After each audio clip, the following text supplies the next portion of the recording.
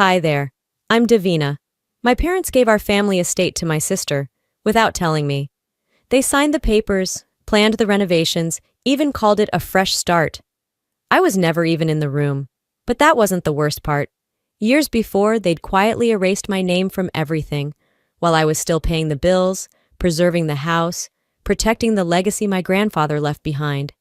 They thought I'd never find out, but they forgot about the hidden trust. What else did they hide from me? And how far were they willing to go? The house smelled like rosemary lamb and lemon polish, my mother's signature scent for family dinners. I stepped into the foyer of the estate I once called home, expecting nothing more than a lukewarm evening of polite conversation and awkward small talk. Instead, I walked into a performance, and I was the only one who didn't know the script. Davina, my mother smiled, setting her wine glass down. You made it. Of course I made it. I always made it. Rain or shine, New York deadlines or not, I never miss these dinners. My sister Sabrina, perched confidently at the far end of the table, barely looked up from her phone. Her husband Martin, predictably overdressed in his usual off-duty CEO getup, gave me a nod like he was greeting an employee. Dinner carried on under the weight of rehearsed pleasantries. The roast was overcooked, the tension underdone. I picked at my food, catching Sabrina's smug glances and Martin's forced chuckles. He loved to hear himself talk, mostly about real estate trends and generational wealth. Ironic. Then Dad cleared his throat and the room shifted. We've made a decision, he said, laying his fork down with ceremonial precision. It's time we plan for the future of this place. I glanced around, confused. What do you mean? My mother folded her hands like she was praying. We're transferring ownership of the estate. Sabrina and Martin will be the new title holders. I blinked, just like that. No discussion, no heads up, no mention of me. Not even a fake nod of inclusion. I wasn't just excluded, I was erased. They're planning to start a family, Dad continued. This home deserves to be filled with life again. And I guess I didn't count as life. Sabrina offered a tight smile, the kind you give someone you're firing. We're honored to carry on the Harrington legacy. Martin topped off his wine. He was already leaning back in Grandfather Emery's chair like he owned the damn place. That chair used to mean something. Emery used to sit there with his whiskey and tell me stories about the property's origins, how history had weight, how legacy should be protected, not pawned. Now that chair held a man who once suggested turning the library into a yoga studio. I forced a smile, trying to swallow the bitterness burning up my throat. Well, I said, my voice steady but hollow, congratulations. I stood slowly, my limbs heavy. I've got an early meeting. I should go. No one stopped me. No one even looked surprised. Outside, the October wind clawed at my coat as I walked to my car. The estate stood behind me, lit up like a stage set. A house full of family, yet somehow I'd never felt more like a stranger. As I gripped the steering wheel, one thought rang louder than the rest. They've already made their choice. But they forgot one thing. I was never out of the game. Sleep didn't come easy. My mind had looped that dinner scene all night, replaying the smug smiles, the calculated silence. When the morning sun slipped through my condo blinds, it didn't feel like a new day. It felt like a warning shot. Still in pajamas, I shuffled into the kitchen and started my usual ritual. Grind the beans, fill the kettle, pretend I wasn't unraveling inside. Then, ding!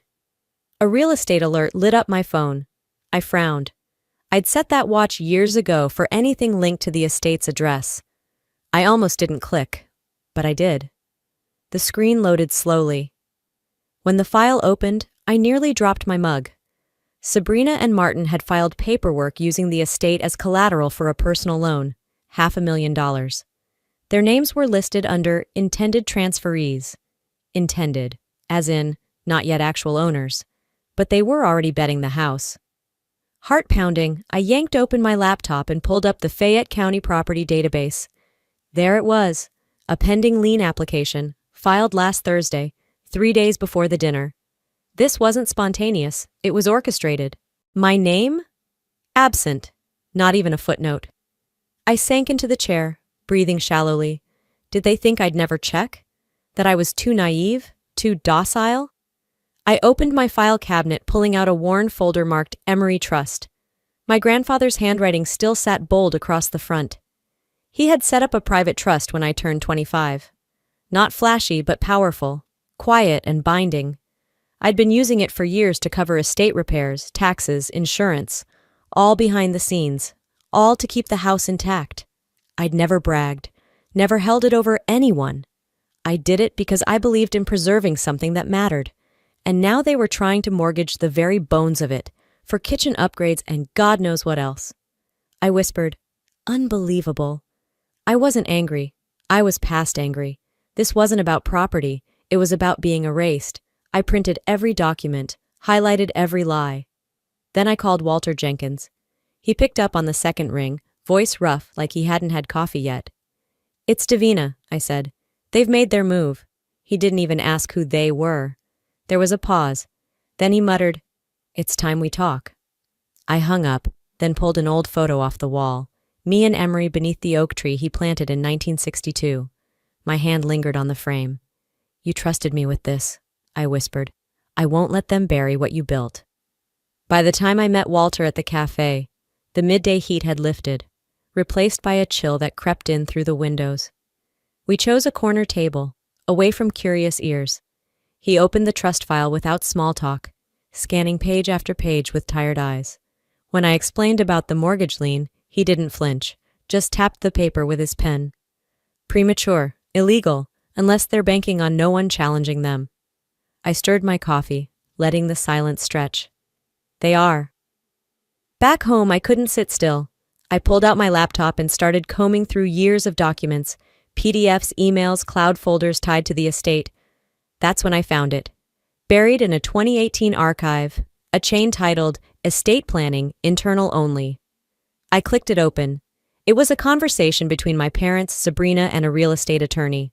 At first, it was routine, zoning questions, probate concerns. Then a line from Sabrina made my fingers go cold. "Davina's priorities don't align with long-term family legacy. We should consider excluding her from future revisions for simplicity." There it was, cold, efficient, clean. No room for discussion, no questioning my intentions, just a quiet removal, years before any papers were drawn up. I sat back, numb. All this time, I thought I was just busy. Too many work trips, missed calls. I chalked it up to life. But it wasn't random. I remembered the vacations they didn't tell me about, the sudden change in tone when legal matters came up, the moments I brushed off because who wants to believe their own family is phasing them out? Now I had it. In writing. I printed the email, hands steady despite the tremor in my chest. This wasn't oversight. It was strategy. In that moment, the weight of it all settled in. They didn't forget me. They removed me. With intent, with time, with coordination. But not anymore. I placed the email in the same folder as the trust papers. Then I added something else, a copy of last year's bank statement showing every dollar I'd quietly paid toward estate taxes. Let them try to ignore that. "They didn't just forget me," I said to the empty room. "They erased me, and now they're going to remember." That night, I barely slept. Every time I closed my eyes, I saw Sabrina's smug grin and my mother's quiet gaze from a dozen moments that suddenly felt full of meaning. By sunrise, the decision was made. I drove across town, past the park where I used to walk with Emery, gripping the wheel like it might break. This wasn't about confrontation. I wanted clarity. One thread of decency to hold on to. I picked up a bouquet of white tulips from a street vendor. Mom always said they reminded her of peace. Maybe she'd see it as an olive branch. She opened the door herself, still in her robe, eyes surprised but not unkind. "Davina," she said, stepping aside. "Come in." The sunroom was warm, bathed in soft light. She poured tea. I handed her the flowers and tried not to look desperate. "I just want to talk," I said, sitting across from her, "about the house, about everything." I laid it out, calmly at first. The mortgage filing, the old email, my payments, the trust.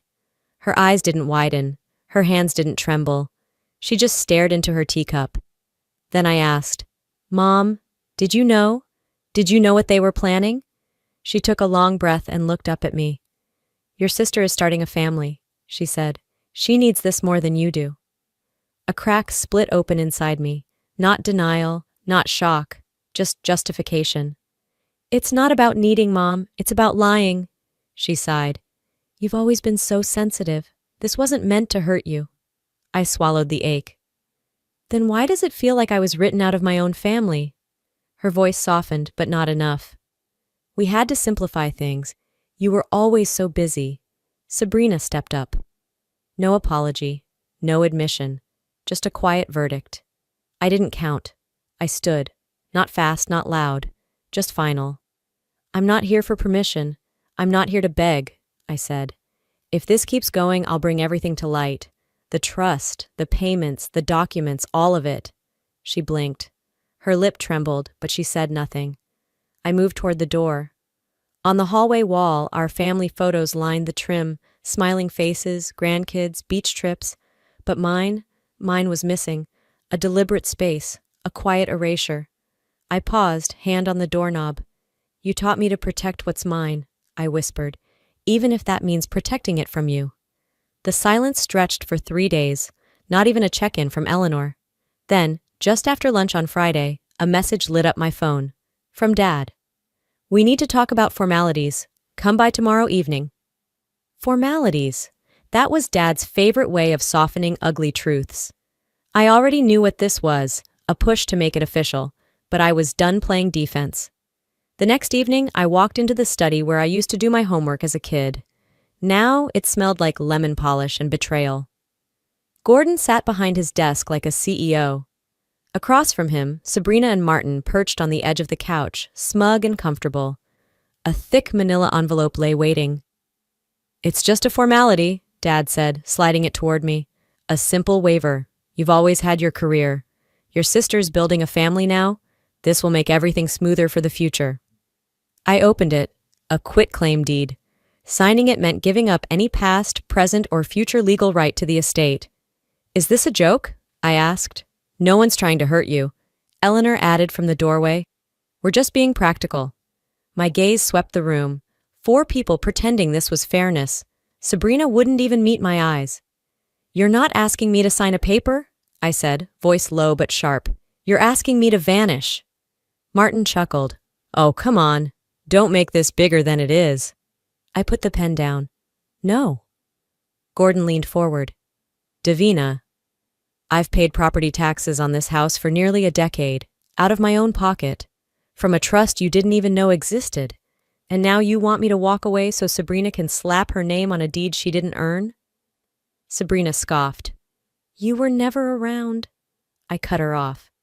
And yet I was the only one keeping the lights on. I looked at Dad. You spent years pretending I didn't care, but you were never paying attention. Martin muttered under his breath. Jesus, she's dramatic. I stopped at the door, turned slowly, and met his eyes. Keep pushing, I said, and I'll show you what dramatic really looks like.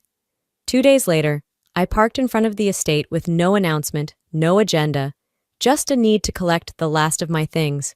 No one was supposed to be home. The plan was to be invisible. I entered through the side door, letting the scent of lemon oil and aged wood guide me down the hall. My feet led me instinctively to Granddad's old study. The room had been quiet since his funeral, still as a photograph. I bent to grab a small stack of books I'd left in the corner, but something poking out from beneath a side table caught my eye. Blueprints, rolled tight, bound in a rubber band. I pulled them free, expecting maybe renovations for the kitchen or roof. But what I saw knocked the breath from my chest. Plans to gut the eastern wing, where Emery's library stood. His sanctuary, the shelves he carved by hand, the stained glass skylight he designed for moonlight reading. Gone. To make way for a gym and a media lounge, scrawled in Sharpie on the margins. I sank into his old armchair, the blueprints shaking in my lap. They weren't just stealing the estate. They were erasing its soul. I called Walter. They're planning demolition, I said. The library, Emery's library. There was a pause on the line, then his voice, low and deliberate. If they file for demolition, it triggers a legal review. The trust will red flag the title. Finally, a line in the sand. I hung up, already opening my laptop. First, I emailed the local historical society, attaching photos of the library's craftsmanship. Then I messaged Rachel Feldman, an old friend from college, now a reporter for the Herald. Let them try to build their fantasy house on bones. I gathered the trust documents, stacked them with the demolition plans, and slipped them into my bag. As I stepped outside, the sun dipped low over the trees. Martin was coming up the driveway, dressed like he owned the place. He looked startled. "Didn't expect you here today," I smiled. "I know, that's the fun part." By Saturday afternoon, the estate had been staged like a showroom. Hors d'oeuvres circled on trays, soft jazz played from corner speakers, and local donors mingled with board members of the Preservation Society. At the center of it all stood Martin, beaming like he was hosting a charity gala, not a hostile takeover. I stayed near the back, arms crossed, watching him flash his polished grin and say, "We're reimagining Oak Ridge, making it fit the times." He went on about open floor plans, decluttering the past, and legacy stewardship. He even called himself the estate manager. That was the final straw. I stepped forward, slow and certain. "You're not the manager. You don't hold any legal authority here." The room hushed. Martin laughed awkwardly. "Davina, let's not—" "No," I cut in. "Let's." I pulled a folder from my tote and held it up. "These are trust documents. Your name isn't anywhere on them. You have no deed, no legal appointment. You're not managing anything. You're playing pretend." Gasps broke around us like shattered glass. Sabrina went pale. My father stiffened. Martin tried to speak again, but his voice cracked. The meeting fell apart within minutes. Donors left quietly. The society's representative promised to review everything. I stepped outside for air, heart pounding, when I heard the door open behind me. It was Eleanor. Her face was tight, eyes unreadable. "You went too far," she said. "This could have stayed in the family." I turned slowly, my voice low. "You already chose which part of the family mattered." I reached into my coat pocket and pulled out an envelope. "Found this in your desk, sealed, unopened." She froze. I unfolded the letter, my fingers trembling. Emery's handwriting, bold and unmistakable. "If you're reading this, Davina," it began, "they've tried to rewrite what we built, protect Oak Ridge. You were always the one who understood." I looked at her. "You kept this from me." She didn't deny it. "Because I knew once it started, it would never stop. You'd burn every bridge." "No," I said. "You burned them when you decided silence was safer than standing up for what was right." Sabrina stepped out then, already on the defense. "You're twisting things." "No," I said again, louder this time. "I'm revealing them." And I walked away, Emery's letter in one hand, the truth in the other. 2 days after the explosion at the estate gathering, I arranged a formal meeting at Walter Jenkins' office. Neutral ground, hardwood floors, dusty bookshelves, a fireplace nobody ever lit. They arrived together, Gordon, Eleanor, Sabrina, Martin, seated across from me like it was a business negotiation. They still thought I was bluffing. Walter adjusted his glasses, glanced at me, then opened the leather-bound file I handed him. "This," he said, voice steady, "is the Harrington Legacy Trust, executed and witnessed by Emery himself." He flipped a page. "Davina Harrington is the sole trustee and beneficiary of the estate known as Oak Ridge. All decisions regarding its preservation, use, or transfer rest solely with her." The room went silent. Walter's voice cut through it again. "Any attempt to mortgage, demolish, or reallocate ownership, without her explicit consent, is void." Gordon's jaw clenched. Sabrina's mouth dropped open. Martin leaned forward like he could talk his way around it. Then came the second blow. "I must also disclose," Walter said slowly, "that shortly after Emery's passing, Gordon asked me to keep this trust document quiet. He didn't want it filed, said he needed time to restructure the family's path forward." Eleanor gasped. "You said you were protecting us." "I was protecting your plan," Walter corrected, "not the law, and certainly not Emery's wishes." Sabrina turned to Gordon, eyes sharp. "You told me she was out, that there was nothing left to fight for." Martin stood up. "This changes nothing. It changes everything," I said, rising to my feet. "You've all treated me like a placeholder, a burden, but I've been the one holding this place up for years." I laid out my terms, voice even. "No demolition, no remodel. You're out of this house permanently. I'm applying for historical status. Oak Ridge will be protected, legally and publicly." Gordon tried to speak again. Walter cut him off. You've lost all authority here. The trust stands. Sabrina stormed out, muttering obscenities under her breath. Martin followed, throwing one last glare my way. Eleanor didn't move. Her eyes were glassy, mouth closed. But still, she said nothing. I crossed the room and placed Emery's letter on the fireplace mantel, right beneath his portrait. He trusted me, and I kept that promise. The next morning, I woke to the hush of Oak Ridge. No footsteps upstairs, no whispers in the hallway, just the soft creak of wood settling, the sound of the house breathing again. For the first time, I felt it was breathing with me. The sun spilled through the library skylight, catching dust motes in golden streams. I sat beneath it, coffee warming my hands, Emery's letter resting beside me on the old armchair. He built this place with patience and vision. I had fought to keep it with truth. It hadn't been about revenge, not really. It was about memory, honor, lineage. Word of what happened had already begun to spread. Gordon had quietly stepped down from his position on the legal board, citing personal matters. His silence in the papers spoke louder than any denial. Sabrina and Martin sold their condo in the city and moved out of state. No farewell, no explanation. But people whispered. They always do. I never corrected the stories. I didn't need to. Eleanor sent me a handwritten note. Short, slanted, heavy with unsaid things. You were right. I just wasn't strong enough to stand beside you. There was no apology. But there was recognition. And for now, that would do. Oak Ridge was declared a historical landmark 3 weeks later. I hosted an open house with the local history society. The town showed up. So did Walter. So did old neighbors who remembered Emery's gardening lectures or his annual 4th of July stories. One woman told me, he'd be proud of what you've done. That night, I stood alone outside beneath the oak tree, the same one Emery planted the day my mother was born. I looked up through the branches, felt the weight of what had been saved, not just wood and walls, but truth. I wasn't healed, not completely, but I wasn't invisible anymore. Back inside, I closed the library doors, the letter still on the mantel beside Emery's photo. I whispered to both. Some people inherit legacy, others protect it. I was never meant to inherit Oak Ridge. I was meant to fight for it. Sometimes the people you love most will ask you to shrink yourself, quiet your voice, doubt your worth, for the sake of keeping peace. But silence isn't peace, and loyalty shouldn't come at the cost of your dignity. What I learned from this fight wasn't just about legal rights or family property. It was about remembering who I am, without their permission. Legacy isn't just what's handed down to you. Sometimes it's what you refuse to let go of.